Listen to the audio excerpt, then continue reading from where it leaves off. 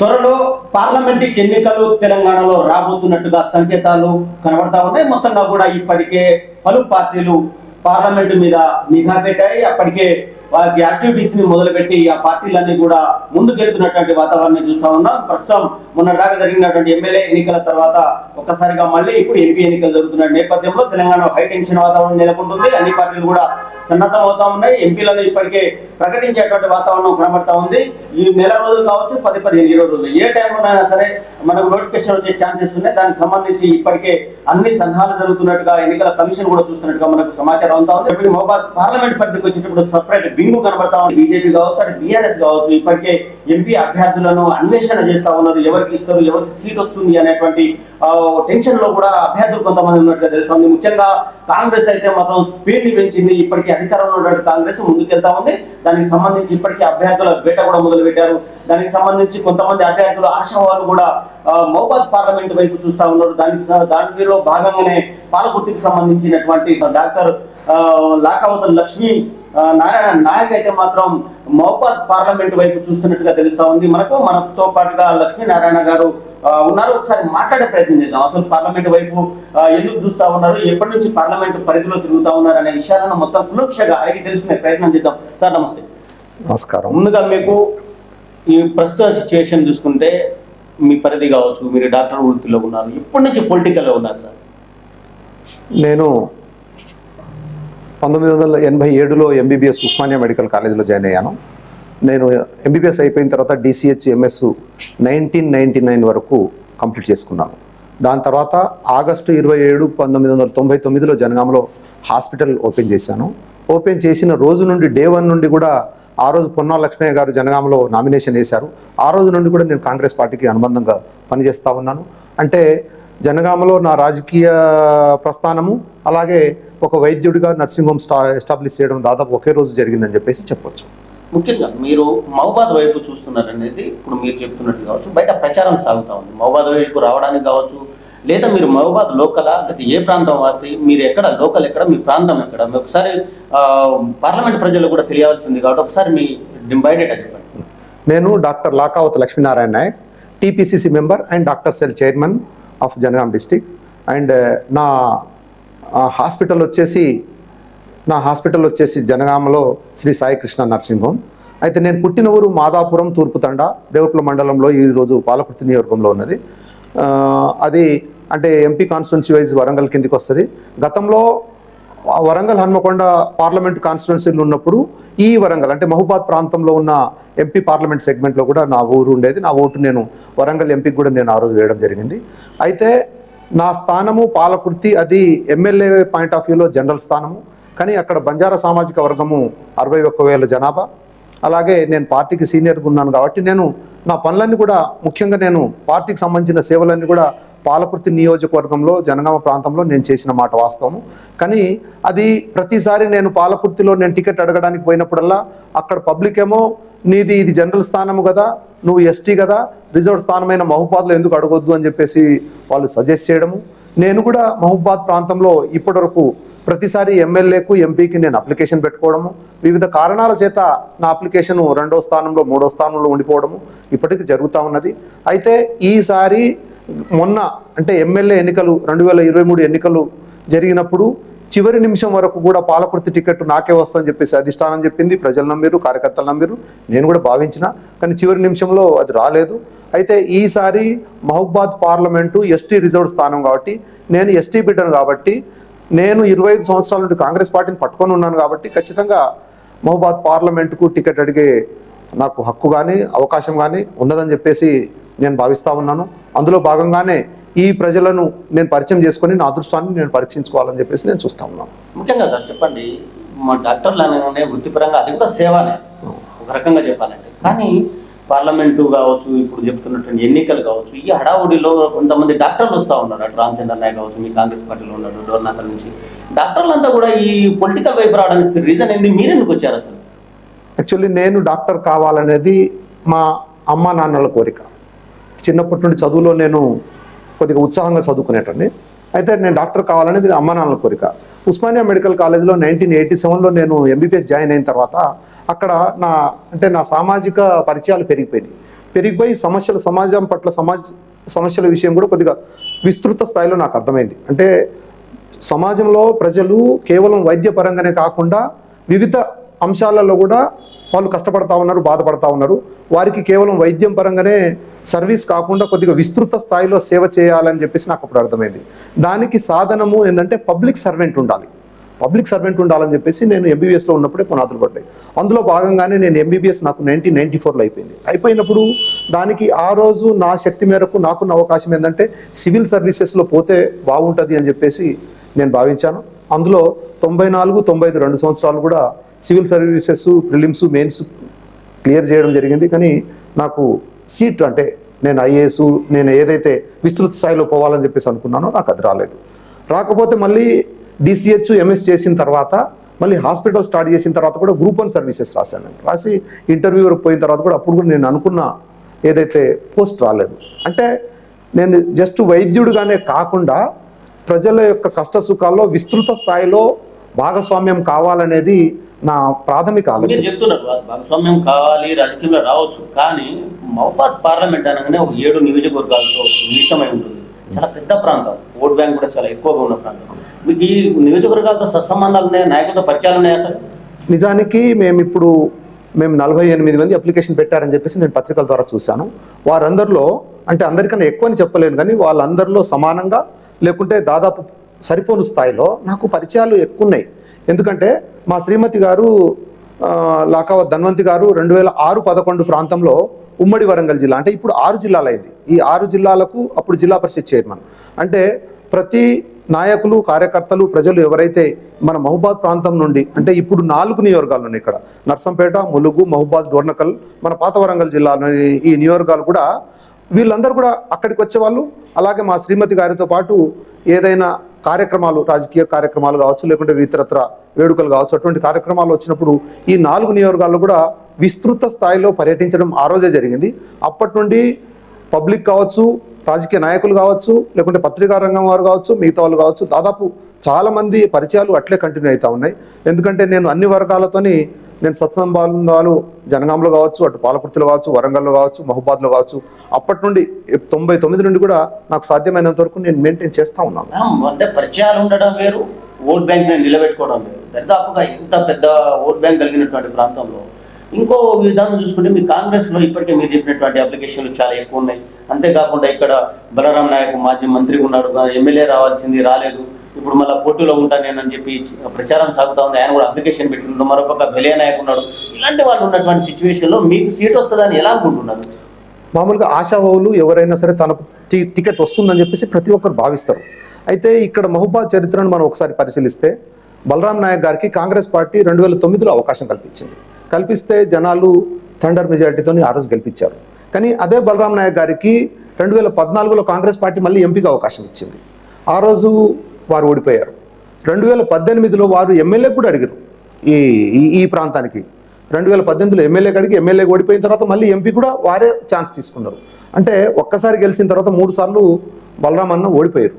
అయితే దాని తర్వాత 14లో మన సీతారాం నాయక్ గారు ఎంపీగా గెలిచిన తర్వాత మళ్ళీ వారికి పార్టీ తప్పించింది. అంటే ఆయన ప్రజల్లో సానుభూతి పోయిందని చెప్పేసి మళ్ళీ 18లో కవిత గారు వారికి సపరేట్ అవకాశం ఇస్తే ఈరోజు నేను బయట తిరిగి చూస్తూ ఉన్నాను, కవిత గారికి కూడా అంటే ఎంపీగా ఉండి ఏం చేయలేదని చెప్పేసి ఒక చర్చ నడుస్తూ ఉన్నది. అంటే అది సహజమో విచిత్రమో మనకు తెలియదు. కానీ రెండవసారి మహబాద్ ప్రాంత ప్రజలు మరి వాళ్ళ అంచనాలను నాయకులు చేరుకోలేకపోతున్నా, లేకుంటే ఏమవుతుందో ఏమో, కానీ రెండోసారి గెలిచే పరిస్థితులు అయితే లేవని చెప్పేసి మనకు కనిపిస్తూ ఉన్నది. అందులో భాగంగానే మా బలరామన్న సీనియర్ నాయకులు, వారి సేవలను పార్టీ గుర్తిస్తుంది, వారికి రాజ్యసభకు పంపించవచ్చు, కావాలనుకుంటే పార్టీ ఏమైనా పంపించవచ్చు, లేకుంటే ఆయన గౌరవానికి తగ్గకుండా ఏదైనా పెద్ద పోస్టు ఆయనకి ఇవ్వచ్చు. అయితే ఈ సీటుకు ఒకటేమో ఫ్రెష్ అనేది ఒకటి అవసరం, రెండోది ఏంటంటే విస్తృత స్థాయి రాజకీయ పరిచయం అనేది అవసరం, మూడోది ఏంటంటే దీర్ఘకాలికమైన కాంగ్రెస్ పార్టీకి అనుబంధం అని చెప్పేసి అవసరము. పరిచయాల సంగతి అంటే నేను చాలా సీరియస్గా గత 2 నెలల నుండి అంటే ప్రతి మండలానికి వెళ్తా ఉన్నాను, ఆ రకంగా పరిచయం అయినా. కానీ గతంలో కూడా మా శ్రీమతి గారు జడ్పీ చైర్మన్ ఉండడం మూలంగా నేను అందరికి బాగా పరిచయం. అంతేకాకుండా ఇప్పుడు ఉన్నటువంటి సిచ్యువేషన్స్ చూసుకుంటే బేసికల్గా పార్లమెంట్ పరిధిలో రాజకీయం అంతా హీట్ ఎక్కుతుంది. పక్క సరే మెజార్టీగా కాంగ్రెస్ పార్టీ ఎమ్మెల్యేలు ఉన్నప్పటికీ బీఆర్ఎస్ కూడా చెప్తుంది ఖచ్చితంగా మహబూబాద్ సీట్ మేమే గెలుస్తామని చెప్పి, వేరే పార్టీ అలయన్స్ ద్వారా కూడా గెలుస్తామని చెప్తున్నారు. ఈ సిచ్యువేషన్లో ఇవన్నీ ఎదుర్కోవడం మీకు సాధ్యమేనా? నిజానికి అంటే నేను అన్ని రకాలుగా ఎంపీ సీట్, ఎందుకంటే నేను దయాకర్ రావును ఓడించాలని చెప్పేసి నేను పాలకుర్తి బాధ్యతలు 2018 నుండి 23 వరకు తీసుకున్నాను. నేను అంటే ఒక జనరల్ స్థానంలో దయాకర్ రావు లాంటి లీడర్తోనే నేను ఫైట్ చేయాలని చెప్పేసి నేను తయారైన అని అంటే నేను అన్ని రకాలుగా ఒక నియోజకవర్గానికి నేను సిద్ధంగా ఉన్నాను అనేది నాకు నేను ప్రూవ్ చేసుకున్నాను, ప్రజలకు అర్థం చేయించాను. కానీ నాకు అక్కడ పోటీ చేసే అవకాశం రాలేదు. నా అస్త్రశస్త్రాలు ఏవైతే ఉన్నాయో, నేను రాజకీయం కోసం వాడాలని చెప్పేసి అనుకుంటున్న అస్త్రశస్త్రాలు ఏవైతే ఉన్నాయో అవన్నీ కూడా నేను ఇప్పుడు మహబూబాద్ పార్లమెంట్లో గెలిచేందుకు నాకు ఉపయోగపడతాయని చెప్పేసి నేను భావిస్తా ఉన్నాను. పార్లమెంటులో ఇప్పుడు ఉన్నటువంటి 7 నియోజకవర్గాల్లో ముఖ్యమైన లీడర్స్ మీకు పరిచయం ఉన్న లీడర్లు మీకు సహకరిస్తారా? ఖచ్చితంగా. ఎందుకంటే వ్యక్తిగతంగా నేను భరచంద్రారెడ్డి గారికి 2009 నుండి నేను అంటే ఎమ్మెల్యే ఎంపీ కోసం అప్లికేషన్ పెడతా ఉన్నాను. వారు కూడా నా కోసం ట్రై చేసేసి పై స్థాయిలో కొన్ని నిర్ణయాల చేత నాకు అంటే న్యాయం జరగలేకపోయిందనే సంగతి వారికి తెలుసు. మురళీ నాయక్ నేను ఎంబీబీఎస్లో 87 బ్యాచ్, మురళీ నాయక్ 88 బ్యాచ్, నాకు 1 ఇయర్ జూనియర్. కానీ ఆయనకు ప్రజాప్రతినిధిగా నాకన్నా ముందు కొద్దిగా అవకాశం ముందు దొరికింది. వ్యక్తిగత పరిచయాలు మంచిగా ఉన్నాయి. రామచంద్ర నాయక్ నాకన్నా 4 ఇయర్స్ జూనియర్. రామచంద్ర నాయక్ గారితో మంచి పరిచయాలు ఉన్నాయి. కోరం కనకన్న కావచ్చు, పోదేం వీరే అయితే మేమిద్దరం సీనియర్ మోస్ట్, ట్రైబల్ కమ్యూనిటీ నుండి మేమిద్దరం సీనియర్ మోస్ట్. సీతక్క గారు మనకు మంచి అనుబంధం ఉన్న లీడరు. దొంతి మాధవరెడ్డి గారు ఎప్పటి నుండో మాతో పాటు కాంగ్రెస్ పార్టీలో ఉన్న నాయకులు. ఏ రకంగా చూసినా సరే అందరు ఎమ్మెల్యేలు కావచ్చు, లేకుంటే మాజీ మండలాధ్యక్షులు, లేకుంటే వేరే జడ్పీటీసీ ఇక్కడ నుండి మనం హెచ్ వెంకటేశ్వర్లు, జిన్నారెడ్డి వెంకటేశ్వర్లు చాలా మంది ఉన్నారు. అంటే మనకు బాగా పరిచయం ఉన్న వాళ్ళు చాలా మంది ఉన్నారు. సో 14-15లో మీరు 14-18 ఈ 2 సార్లు కూడా మీరు ప్రయత్నం చేసినామన్నారు, అప్లికేషన్ పెట్టినామన్నారు, ఇండిపెండెంట్ గా కూడా పోటీ చేసినట్టు తెలుస్తా ఉంది. అక్కడ సాధ్యం కాని గెలుపు కావచ్చు, అక్కడ ఆదరించని ప్రజలు కావచ్చు, ఈ ప్రాంతంలో లోకల్ కానీ మీకు ఎట్లా సహకరిస్తారు? ఎలాంటి అస్త్రాలను ఉపయోగిస్తారు? మీకు సాధ్యం కాదు అనేది కరెక్ట్ కాదు, ఆదరణ లేదనేది కరెక్ట్ కాదు. ఎందుకంటే నాకు పబ్లిక్ నుండి పాజిటివ్ ఒపీనియన్ ఉన్నది కాబట్టి 23లో నాకే టికెట్ ఇస్తాం. ఎందుకంటే ఒక జనరల్ స్థానంలో మన యశస్విని రెడ్డి గారు అమెరికా నుండి రానంత వరకు ఎవరు లేరు అక్కడ క్యాండిడేట్. అంటే నాకే టికెట్ ఇస్తామని చెప్పేసి పార్టీ ఆలోచించింది, పబ్లిక్ కూడా యాక్సెప్ట్ చేశారు. అంటే ప్రజల్లో స్పందన లేదని కాదు. 14లో ఏంటంటే అదొక విచిత్రమైన పరిస్థితి. నాకు ఢిల్లీలో దిగ్విజయ్ సింగ్ అక్కడి సామాజిక పరిస్థితులు, పార్టీ పరిస్థితులను బట్టేసి, ట్రైబల్ కమ్యూనిటీని బట్టేసి జనరల్ సీట్లో నాకు టికెట్ ఇస్తా అన్నారు. కానీ హైదరాబాద్ స్థాయిలో నా టికెట్ కట్ అవ్వడం మూలంగా నేను ఇండిపెండెంట్కి పోటీ చేయాల్సి వచ్చింది. అప్పటి క్యాండిడేట్, కాంగ్రెస్ పార్టీ క్యాండిడేట్ కూడా అంటే ఈ కులం పేరు చెప్పేసి ఈయనతో ఏమైతుందని చెప్పేసి ఒక నీచమైన భాషను కూడా వ్యతిరేకంగా మాట్లాడడం ఈ ఆనవాయితీకి వస్తుందా? ఇప్పుడు మొన్నటిదాకా ఒక పొలిటికల్ లీడర్, మీ కాంగ్రెస్ లో ఉన్న లీడరే ఈ విషయాన్ని బయటకు ఎత్తారు. సామాజిక వర్గం విషయంలో ఒక పెద్ద లీడరే, అంటే రాష్ట్రానికి సంబంధించిన కీలక లీడరే ఇలాంటి మాటలు మాట్లాడారు, చిన్న చూపు చూసే భాషను వాడారు అని చెప్పి ఉన్నటువంటి సామాజిక వర్గంలో ఉన్నటువంటి వాళ్ళు చెప్తున్నటువంటిది బయట జరుగుతున్న ప్రచారం. ఇది గతంలో కూడా ఉండేనా ఇలాంటిది? అంటే ఇవి వ్యక్తిగత అంశాలు. ఇప్పుడు పార్టీని మనం దీన్ని ఆపాదించలేము. ఇప్పుడు ఫర్ ఎగ్జాంపుల్ నాకు దుగ్గ్యాల శ్రీనివాసరావు గారు ఒక చెడు మాట అన్నారు. అది ఆయన వ్యక్తిగతంగా చెప్పిన మాట, కానీ ఇది కాంగ్రెస్ పార్టీ నాయకుడు చెప్పిన మాటకు మనం దాన్ని తీసుకోవాల్సిన అవసరం లేదు. కొందరు చాలా మంచోళ్ళు, అంటే ఇప్పుడు కాంగ్రెస్ పార్టీలో ఉన్న సీనియర్ నాయకులు మన గిరిజన బిడ్డలను గౌరవించే వాళ్ళు చాలా మంది ఉన్నారు. సో మనం అందరినీ ఆ మాటను ఆపాదించలేము. సో 2 గిరిజన తెగలు ఉన్నాయి కాంగ్రెస్ లో, కోయా కావచ్చు, ఇటు లంబాడీస్ కావచ్చు. అవును. ఇప్పుడు లంబాడీ ఓట్ బ్యాంక్ అనేది ఈసారి తెలంగాణలో దరిదాపు ఒక 40 సీట్లను గెలుపుకు ఉపయోగపడింది. దరిదాపు 10 నుంచి 60%, 60,000 వరకు ఓట్ బ్యాంక్ ఉన్నటువంటి ప్రాంతాల్లో గెలిచారు అనేది ఒకటి నడుస్తుంది. కానీ ఈ పరిస్థితులు చూస్తే మాత్రం ఆ సామాజిక వర్గానికి సీట్లు ఇవ్వడం కావచ్చు, ఎంపీ సీట్లలో కావచ్చు, కోతలు తీస్తున్నారు. దీన్ని ఎట్లా చూడాలి? అంటే ఇప్పుడు మామూలుగా మనిషికి 2 కళ్ళు ఎట్లుంటాయో గిరిజన సామాజిక వర్గంలో కూడా ఆల్మోస్ట్ ప్రతి పార్టీకి, కాంగ్రెస్ పార్టీకే కాదు, బీఆర్ఎస్ పార్టీ కావచ్చు, లేకుంటే కాంగ్రెస్ పార్టీ కావచ్చు, లేకుంటే ఎవరైనా కావచ్చు, ఆదివాసీ బిడ్డలు, బంజారా బిడ్డలు అనేది 2 కళ్ళలాగా అన్ని పార్టీలు చూస్తూ ఉన్నాయి. కాంగ్రెస్ పార్టీ కూడా స్పష్టంగా 2 వర్గాలను గౌరవించాలనే ఉద్దేశంతోనే ముందుకు పోతా ఉన్నది. ఇప్పుడు ఆదివాసీ సామాజిక వర్గం నుండి సీతక్క గారికి ఎప్పుడు గతంలో ఏ పార్టీ కూడా ఇవ్వని పదవి, పంచాయతీరాజ్ శాఖ మంత్రి ఏదైతే ఉన్నదో అది అంతకుముందు గిరిజన శాఖ మంత్రులు ఎవరైనా గెలిస్తే గిరిజన శాఖ ఇచ్చేటోళ్ళు. కానీ ఇప్పుడు ఏంటంటే పంచాయతీరాజ్ శాఖ ఇచ్చేసి ఒక సామాజిక వర్గానికి రేవంత్ అన్న అతిపెద్ద గౌరవం ఇచ్చారు. వారి దృష్టిలో చాలా ఎక్కువ ఉన్నది. అంటే అక్కకు ఇచ్చాము, బంజారా సామాజిక వర్గం నుండి కూడా ఒక మంచి పదవి ఇవ్వాలి, ఒక మంచి అవకాశాలు ఇవ్వాలని చెప్పేసి రేవంత్ అన్న మొన్న సేవాలాల్ జయంతి రోజు కూడా ఈ వర్గానికి నేను న్యాయం చేస్తా అని చెప్పేసి కూడా స్పష్టంగా చెప్పడం జరిగింది. సో ఖచ్చితంగా మనం 1 నెల 2 నెలల్లోనే మనకు న్యాయము అన్యాయం అని చెప్పేసి మనం చెప్పడం కరెక్ట్గా. పొలిటికల్ గా ఇప్పటిదాకా మీరు పిసిసి మెంబర్గా చెప్తున్నారు, మీకు ఆ సంబంధాలు సత్సంబంధాలు అటు అధిష్టానంతో కావచ్చు, కేంద్ర స్థాయిలో మీకు పరిచయాలు ఉన్నాయా? బయట టాక్ నడుస్తుంది, లక్ష్మీనారాయణ నాయక్ ఎవరు తెలియదు, ఏదో కావాలని తిరుగుతున్నాడు, ఆయనకి సీట్ ఎక్కడ వస్తుంది అనే వాళ్ళకి ఏం చెప్తారు మీరు? అది రాంగు. నిజానికి మా శ్రీమతి ధన్వంతి గారు జడ్పీ చైర్మన్ ఉన్నప్పుడు ఈ ప్రాంతానికి ప్రాతినిధ్యం వహిస్తున్న వేం నరేందర్ రెడ్డి గారు అప్పుడు శాసనసభ్యులు. అంటే ప్రతి నెల 2 నెలలకు ఒకసారి మీటింగ్ జరుగుతూ ఉంటుంది. ఆ మీటింగ్లో మేము కలిసి మాట్లాడేటోళ్ళం. అంటే ఇక్కడ రెండవ ముఖ్యమంత్రి స్థానంలో ఉన్న వ్యక్తి ఎవరంటే వేం నరేందర్ రెడ్డి గారు, మన రేవంత్ అన్నతోనే ఉంటారు. సో వారితో మంచి అవినాభావ సంబంధం.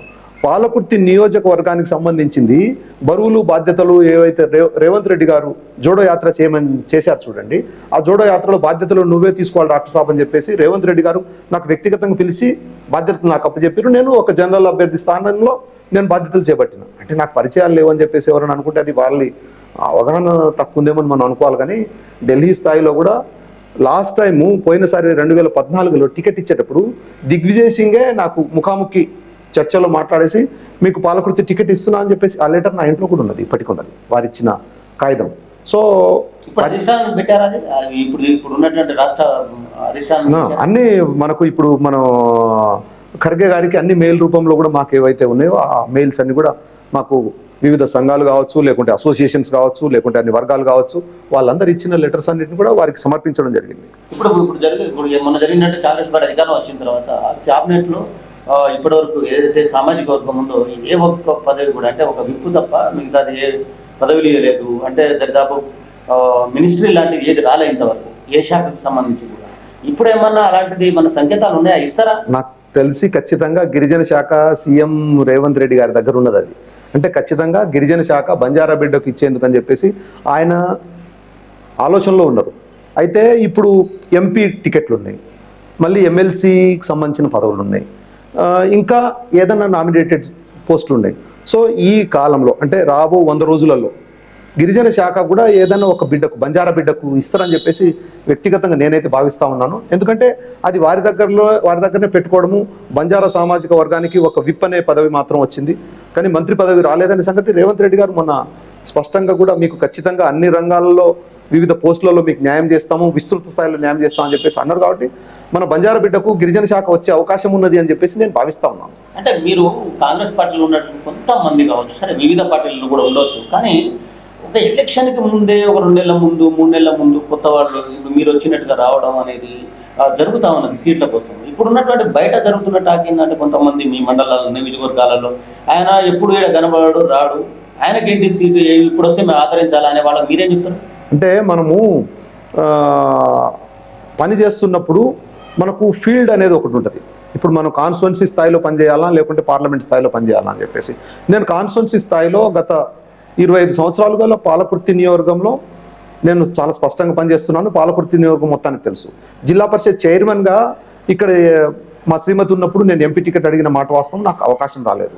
ఇప్పుడు పని చేసేటప్పుడు ఏంటంటే నేను కూడా వచ్చేసి వర్క్ చేసే టైంలో మహబూబాద్లో పనిచేస్తూ ఉంటే ఏంటంటే పాజిటివ్ వర్క్ కన్నా ఘర్షణ పూరితమైన ఒక వాతావరణం ఏర్పడుతుంది. ఎందుకంటే నేను వచ్చి పనిచేస్తున్నప్పుడు మురళీ నాయక్ గారు ఏమనుకుంటారు అంటే నా సీట్ అడగడానికి వచ్చిరా అని చెప్పేసి మురళీ నాయక్ గారు అనుకుంటారు. అంటే రాజకీయంలో మనం ప్రజలను ఒప్పించడమా లేకుంటే మనం పంచాయతీ పెట్టుకున్నట్టు చూపించడమా అనేది ఒక పాయింట్ వస్తుంది. సో ఎక్కడైతే పార్టీకి అవసరం ఉందో, ఎక్కడైతే నా ఎఫిషియన్సీ నేను ప్రాపర్లీ చూపించగలను, ఆ ప్రాంతంలో పాలకుర్తిలో నేను స్పష్టంగా చేశాను. పాలకుర్తి ప్రజలందరూ ఈరోజు చెప్తా ఉన్నారు. పార్టీ 48 మందిలో ఎవరికి చెప్పలేదు. కాబట్టి ఆశావాహులు ఎవరైనా సరే వాళ్ళ ప్రయత్నాలను వాళ్ళ పరిచయాలను కూడా వాళ్ళు పెంచుకొని వాళ్ళు ముందుకు పోతూ ఉంటారు. పార్లమెంట్ సీటు కూడా మీకు రాకపోతే, పార్లమెంటు సీటు రాకపోతే అనేది ఆప్షన్ ఆల్వేస్ ఇస్ దేర్. కానీ నేను పోయినసారి కూడా పాలకుర్తి టికెట్ రాకపోతే నేను నామినేషన్ కూడా వేయకుండా నేను పాలకుర్తి అభ్యర్థిని గెలిపించే ప్రయత్నం చేసినా నేను గెలిపించే దాంట్లో ముఖ్య పాత్ర పోషించిన అని చెప్పేసి నేను అనుకుంటున్నా. రేపు కూడా కాంగ్రెస్ పార్టీ అభ్యర్థి ఎవరికి ఇచ్చినా సరే ఖచ్చితంగా ఎవరికి ఇచ్చినా అంటే హేమాహేమీలు ఉన్నారు. ఒక ఎస్పీ లెవెల్లో కావచ్చు, మాజీ మంత్రులు కావచ్చు, ఒక రకంగా చెప్తూ సామాజిక వర్గానికి సంబంధించిన జాతీయ స్థాయిలో ఉన్నటువంటి నేతలు కావచ్చు, కీలకంగా ఉన్నారు ఇక్కడ. ఇలాంటి వాళ్ళని అందరినీ నెట్టేసి మీరు ముందుకు రాగలిగే అంత మీ ప్లాన్ ఉందా? నిజానికి మీరు హేమాహేమీలు అనే పదం వాడారు, అయితే అది కరెక్ట్ కాదేమో. ఒకవేళ అది వాడితే నాకే వాడాలి. హేమీలు అంటే లక్ష్మీనారాయణ హేమీలు అని లాంటి వాళ్ళు పోటీ చేస్తున్నారు, ఈయనను తట్టుకునే సామర్థ్యం ఇంకెవరికన్నా ఉందా అని చెప్పేసి మిగతా క్యాండిడేట్లు కూడా ఆలోచించుకోవాలి. ఎందుకంటే నేను 25 years of industry in Congress party, ఎవరైనా ఉన్నారా లేదా దానికి జవాబు చెప్పాలి. నేను డబుల్ పోస్ట్ గ్రాడ్యుయేట్, దానికి జవాబు ఎవరైనా చెప్పాలా. నేను పార్టీకి కమిటెడ్ పర్సన్, ఏ రోజు కూడా ఇవాళ వరకు నేను పార్టీ మారలేదు, ఎవరన్నా అటువంటి వాళ్ళు ఎవరైనా ఉందా లేదా అని చెప్పాలా. నేను ఒక జనరల్ స్థానానికి ఇన్ఛార్జ్గా పనిచేసిన, ఎవరైనా జనరల్ స్థానానికి ఎవరైనా పనిచేసిరా లేదా చెప్పాలా. నేను ఒక ఎమ్మెల్యేని గెలిపించిన, ఈరోజు నేను మీడియా ముందు చెప్తాను, పాలకుర్తి ఎమ్మెల్యేను గెలిపించే దాంట్లో doctor Lakavath Lakshminarayana Naik is the key person అని చెప్పేసి నేను చెప్తాను. అంత ధైర్యంగా 48 మందిలో ఏ ఒక్కరన్నా నేను పలాని ఎమ్మెల్యేని గెలిపించిన చెప్పేసి మిగతా 47 మంది ఎవరన్నా ఒక్క పేరని చెప్తారా? అంటే హేమీలు అనే పదానికి అయితే ఎవరికి వాడొద్దు, ఒకరు వాడితే మాత్రం లక్ష్మీనారాయణకే వాడాలి, వాడిన తర్వాత ఇంకెవరికైనా వాడాలి. మీ సొంతంగా మీరు చెప్పుడు కాదు కదా, పబ్లిక్ చెప్తాను. రేపు ఒకవేళ టికెట్ అవకాశం వస్తే నేను జనాలను ఏ తీరులో నేను ఒప్పించుకుంటాను, ఏ తీరులో నేను మెప్పించుకుంటాను అనేది పబ్లిక్. ప్రజలకు ఏం చెప్తారు? పార్లమెంటు ప్రజలకు అంటే 7 నియోజకవర్గాలు ఉన్నాయి. 7 నియోజకవర్గాల్లో ఒకటి జనరల్ స్థానం నర్సంపేట, మిగతా 6 నియోజకవర్గాలు కూడా ఎస్టీ రిజర్వ్ స్థానాలు. 6 ఒక్కొక్క నియోజకవర్గానికి ఒక్కొక్క సమస్య ఉన్నది. భద్రాచలం కావచ్చు, ముంపు సమస్య, కరకట్ట సమస్య కావచ్చు. సో దాని గురించి 10 సంవత్సరాలుగా కేంద్రంలో ఉన్న బీజేపీ కానీ రాష్ట్రంలో ఉన్న టీఆర్ఎస్ ప్రభుత్వం కానీ మాటలకే పరిమితమైంది కానీ దానికి స్పష్టమైన ఆలోచన విధానం చెప్పలేదు. దానికి తోడు 7 మండలాలు ఏవైతే మన పోలవరంలో మునిగినాయో భద్రాచలం సంబంధించిన మండలాలు, అక్కడి ప్రజలు కూడా చాలా కష్టాల్లో ఉన్నారు. అది కేంద్రంలో పరిష్కరించాల్సిన విషయం, వారి సమస్యలు కూడా పరిష్కారం జరగలేదు. అది దానికి సంబంధించింది. బయ్యారం సంబంధించింది మనకు ఉక్కు ఫ్యాక్టరీ ఏర్పాటు చేయొచ్చు, దానికంటే బేసిక్ థింగ్స్ ఏవైతే ఉన్నాయో అది ఇప్పటివరకు సీతారాం నాయక్ కానీ కవిత గారు కానీ ఇప్పటివరకు మాట్లాడలేదు దాని గురించి. అలాగే బయ్యారం చెరువు ఉన్నది, అది పెద్ద విషయం. సో దాని గురించి ఎవరు మాట్లాడలేదు. మహబూబాద్ ఉన్నది, ఇది పంటల పుట్టినిల్లు, అంటే ఇక్కడ మిర్చి బాగా పండుతుంది, ఇంకా వేరే పంటలు ఏదో పసుపు బాగా పండుతుంది. ఇక్కడ వాల్యూ అడిషన్ అంటే మిర్చికి వాల్యూ అడిషన్, పసుపుకు వాల్యూ అడిషన్ అనే దానికి సంబంధించిన ఇండస్ట్రీస్ ఉన్నాయి చూడండి, దీని గురించి కేంద్రంలో ఎవరు మాట్లాడలేదు.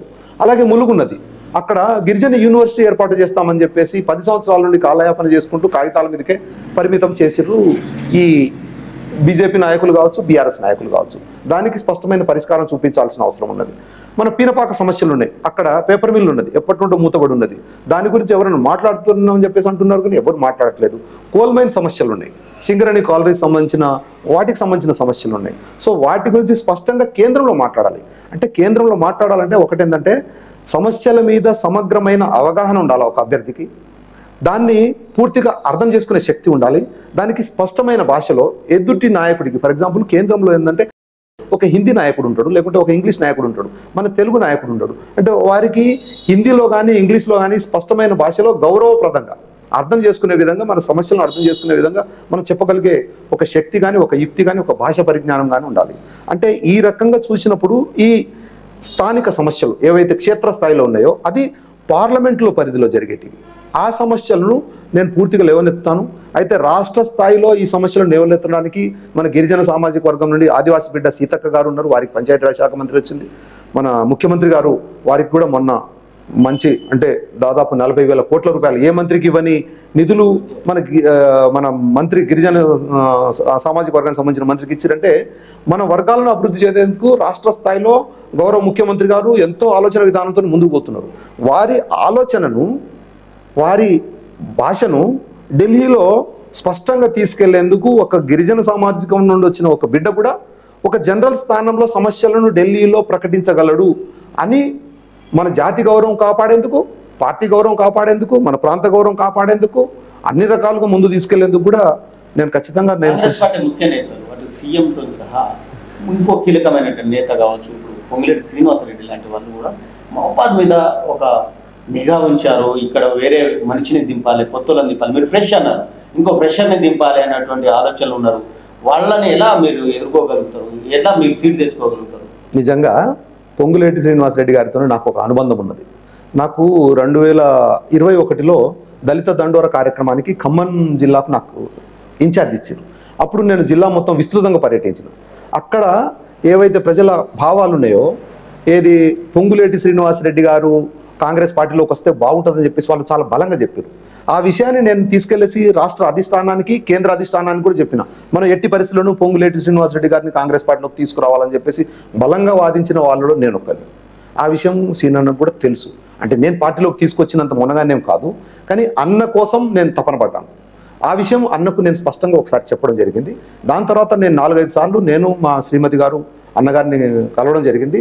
అంటే వారు ఫస్ట్ కూడా మీరు అన్నట్టే ఈయన డాక్టర్ లక్ష్మీనారాయణ అంటే సూదులిచ్చే డాక్టర్ కదా, ఆపరేషన్ చేసే డాక్టర్ కదా అని చెప్పేసి కూడా ఆయన అనుకున్నారు. కానీ నాతో ఒక్కసారి ఇంటరాక్ట్ అయిన తర్వాత ఈయన జస్ట్ డాక్టర్ కాదు, ఈయన జస్ట్ సోషల్ డాక్టర్ కూడా, అంటే సొసైటీని కూడా అర్థం చేసుకున్న డాక్టర్ గారు మీకు సందర్భం వచ్చినప్పుడు ఖచ్చితంగా నేను హెల్ప్ చేస్తాను అని చెప్పేసి నాకు పొంగులేటి సీనన్న కూడా చెప్పిండు. అంటే వారు రాజకీయంగా ఆలోచిస్తారు. ఒకటి చూడండి, మీ కాంగ్రెస్ పార్టీలో లగవత్ లక్ష్మీనారాయణకు దాదాపు 25 సంవత్సరాలు కీలకమైనటువంటి పదవులు చేస్తూ నియోజకవర్గాల కోసం పాటుపడుతూ అన్నీ చేసినటువంటి లక్ష్మీనారాయణకు ఒక ఎమ్మెల్యే పదవి ఇంతవరకు ఇవ్వకపోవడం, పార్లమెంట్ పదవి ఇవ్వకపోవడం, పార్లమెంట్ టికెట్ ఇవ్వకపోవడం, దీని వెనకాల ఏంటి? లక్ష్మీనారాయణ పొలిటికల్గా పనికిరాడనా, లేకపోతే పరిస్థితులు అట్టా నెట్టాయబడ్డా? అసలు ఏంటి కారణం ఏంటి? నా బలము బలహీనత పాలకుర్తి నియోజకవర్గం. నా బలం ఏంటంటే నాకు అక్కడ ప్రతి ఇంటితోని సంబంధాలు ఉన్నాయి. రాజకీయంగా నేను ప్రతి ఒక్కరిని పరిచయం. ఫస్ట్ టైమే మా శ్రీమతి గారు జడ్పీటీసీగా 2006లో పోటీ చేసినప్పుడు అందరూ ఏకపక్షంగా ఓటేసేసి మా మిస్సెస్ని గెలిపించేసి జడ్పీ చైర్మన్ చేసిన చరిత్ర పాలకుర్తి నియోజకవర్గం. అంటే రాజకీయంగా ఒక రకంగా నాకు బీజం వేసింది కూడా పాలకుర్తి నియోజకవర్గమే. కానీ ఇప్పుడు అది జనరల్ స్థానమైంది. నా సామాజిక వర్గం 61,000 ఉన్నప్పటికీ నాకు టికెట్ వచ్చినట్టే వచ్చి నా ఇంటికి వచ్చేసి పోతా ఉన్నది. ఇక్కడ మహబూబాద్ ఎమ్మెల్యే టికెట్ అడిగినప్పుడేమో నాన్ లోకల్ అంటున్నారు. ఎంపీ కాడికి వచ్చేసినప్పుడేమో 2009లో బలరాం నాయక్ గారికి మొదటిసారి అవకాశం వచ్చింది. ఒకసారి అవకాశం వచ్చి కేంద్ర మంత్రి అయ్యారు కాబట్టి ఇప్పుడు ఆయన కేంద్ర మంత్రి కదా, ఆయనకే ఇస్తాం కదా అని చివరి నిమిషంలో ఆయనకే టికెట్ డిక్లేర్ చేయడము. నేను 2014లో అప్లై చేసుకున్నాను, 18లో ఎంపీ కోసం అప్లై చేసుకున్నాను. ఎట్లా చేసినా సరే బలరాం నాయక్ ఏమో ఎంపీ స్థానంలో మాజీ కేంద్ర మంత్రి అనే ట్యాగ్ లైన్లో ముందుకు వచ్చేస్తున్నారు. ఇక్కడ స్థానికంగా ఎమ్మెల్యేలేమో అప్పుడేమో 2009లో 2014లో కవిత గారే కాంగ్రెస్ పార్టీ నుండి, అంటే రెడ్డి అనే కూతురుగా వారు నా అవకాశం లాగేసుకున్నారు. 2018లో బలరాం నాయక్ గారే ఎమ్మెల్యేగా వారే పోటీ చేసారు, ఎంపీకి వారే పోటీ చేసారు. మాకు వేరే వాళ్ళకి అవకాశం కల్పించలేకుండా పోయారు. అంటే నా పాలకుర్తి నాకు అన్ని రకాలుగా శక్తి ఇచ్చింది, కానీ అది జనరల్ స్థానం. ఒకవేళ ఎస్టీ 2009లో జనాభా ప్రాతిపదికన పాలకుర్తి ఎస్టీ అని ఫస్ట్ లిస్ట్లో రాశారు. అది ఒకవేళ ఎస్టీ అయి ఉంటే ఇప్పటికి నేను 4 సార్లు పోటీ చేస్తున్నాను. గెలుపు ఓటములు పైవాడికి తెలుసు, ప్రజలకు తెలుసు. కానీ నేను 4 సార్లు ఎమ్మెల్యే అయ్యేటోనో, లేకుంటే ఇంకా మంత్రి అయ్యేటోనో, లేకుంటే ఏమయ్యేటోనో, లేకుంటే ఏం కాకుండా పోటీ చేసి ఓడిపోయేటోనో నాకు తెలియదు. కానీ నా 4 సార్లు అవకాశం పాలకుర్తి జనరల్ అవ్వడం మూలంగా పోయింది. ఈసారి కాంగ్రెస్ కూడా ఒక 6 ఏదైతే పథకాలను తీసుకొచ్చిందో ఆ పథకాలను పూర్తిగా ఇవ్వడంలో విఫలమవుతుంది. మళ్ళీ మనం అనవసరంగా తప్పు చేస్తామేమో, బీఆర్ఎస్కే ఓటేస్తే బాగుండేది, మనం తప్పు చేస్తాం, పార్లమెంట్కి బీఆర్ఎస్కి వేద్దాం అనుకునే స్ట్రాంగ్ని బీఆర్ఎస్ తీసుకొస్తా ఉండదు, ఒక వాయిస్ని ఎట్లా ఎదుర్కొంటారు?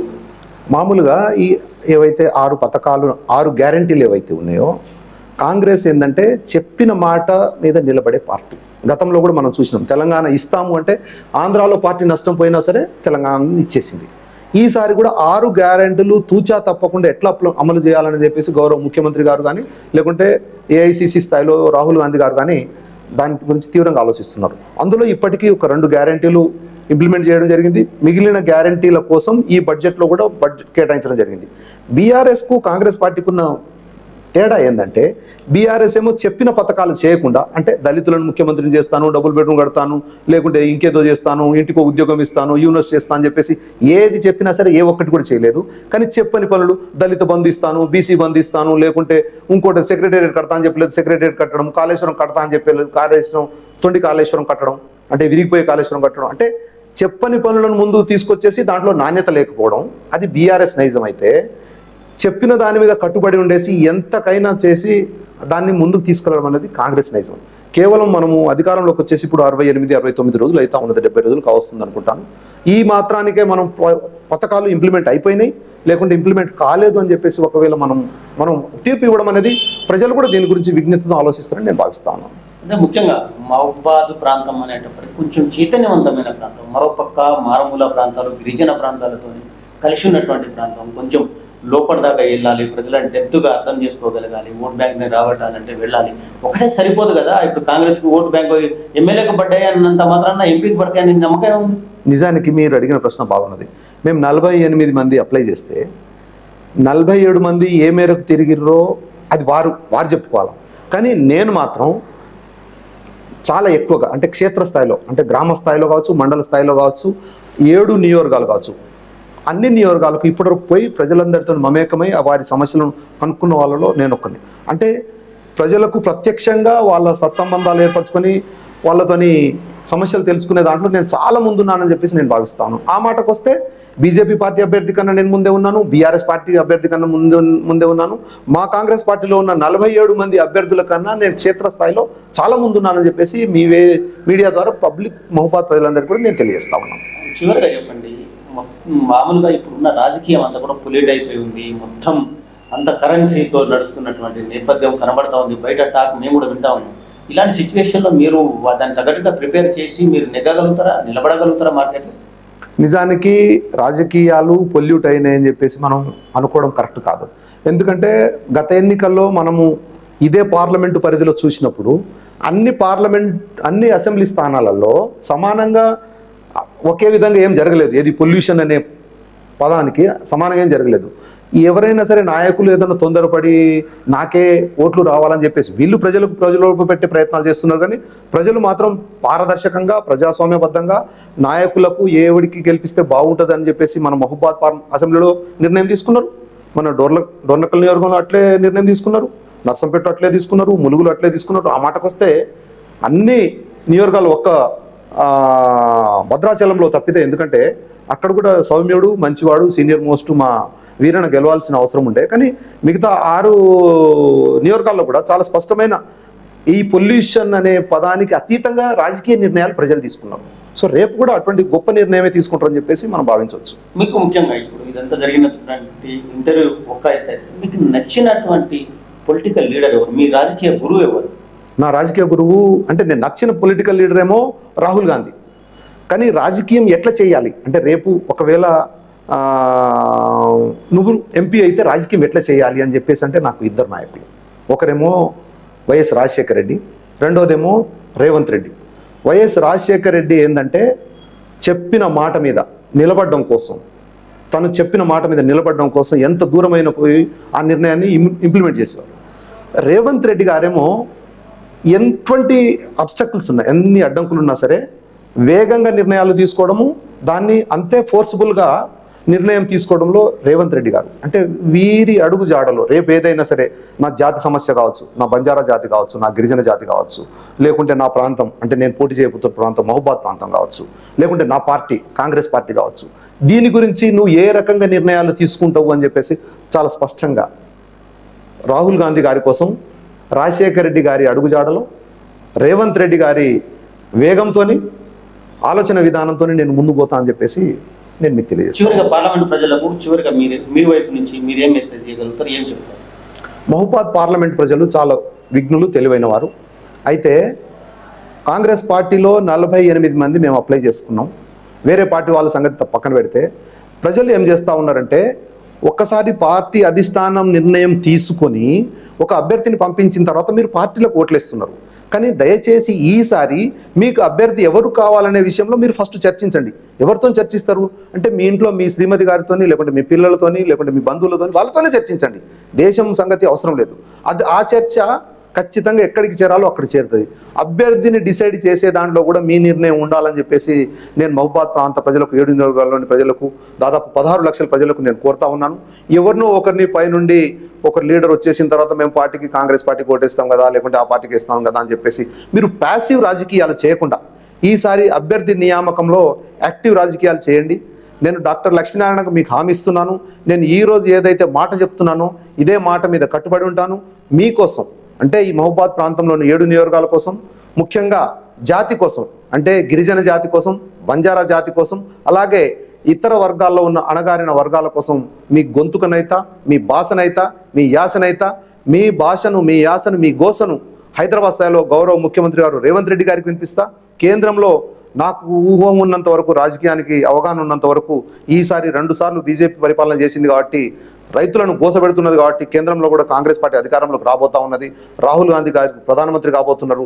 ఖచ్చితంగా మీ సమస్యల్లో ఏవైతే బయ్యారం ఉక్కు కావచ్చు, లేకుంటే మహబాద్లో వేరే పరిశ్రమలు కావచ్చు, లేకుంటే మన భద్రాచలం సమస్యలు కావచ్చు, వీటన్నిటి మీద ఒక స్పష్టమైన పరిష్కారం తీసుకొచ్చే దిశగా డాక్టర్ లాకావత్ లక్ష్మీనారాయణ నాయక్ మీకోసం పనిచేస్తానని చెప్పేసి ఈ మీడియా ద్వారా నేను కోరుకుంటా ఉన్నాను. సందర్భం వచ్చినప్పుడు నా పేరు చెప్పండి అని చెప్పేసి నాకు స్వార్థం ఉన్నది కాబట్టి నేను మీకు అడుగుతున్నాను. కానీ మీకు ఎవరు నచ్చిన లీడరో అది ముందు చెప్పండి. మీరు సర్వేలలో మీరు మాట్లాడండి, మాట్లాడితేనే ఒక మంచి నాయకుడు మీకు దొరుకుతారని చెప్పేసి ఈ మీడియా ద్వారా మీకు తెలియజేసుకుంటూ నమస్కారాలు. డాక్టర్ లాకావత్ లక్ష్మీనారాయణ నాయక్. ఇది ప్రజలు ఎన్నుకోవాల్సినటువంటి ఎవరైతే ప్రజాప్రతినిధులు ఉన్నారో వాళ్ళకు ఒక స్పష్టత ఉండాలి. అంతేకాకుండా కాంగ్రెస్ పార్టీలో ఎంతో మంది పోటీ చేసే వాళ్ళు ఉంటారు, ఆశాభావాలు ఉంటారు. వీళ్ళందరినీ కూడా పార్టీ గమనిస్తుంది.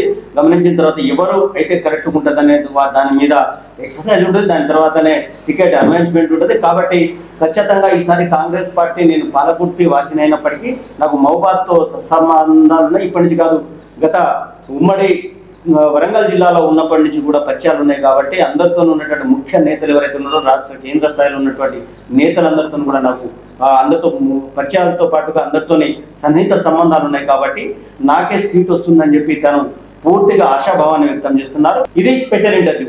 చూస్తూనే ఉండండి ధృవ టీవీ. నమస్తే.